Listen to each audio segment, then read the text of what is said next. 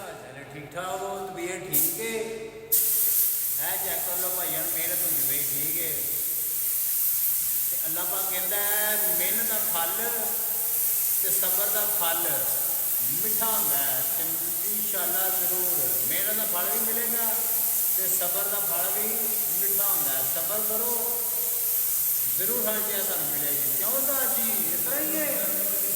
हाँ जी मेहनत करते जाओ, मेहनत ना छड्डो, हार नहीं मननी हैगी तुसीं, मेहनत अपनी जारी रखनी तुसीं, डट के लड़ो मेहनत का ठीक है। मेहनत के पिछे लग जाओ तो नीयत ना करनी है, हट राम हो के नहीं करनी है, नीयत ना करनी है मेहनत ठीक है। बाकी इंशाअल्लाह तुहानू अल्लाह पाक तेरा अजर देगा ठीक है। मेहनत करने वाला बंदा कभी भुखा नहीं मरदा। क्यों साहब जी सही कह रहा मैं?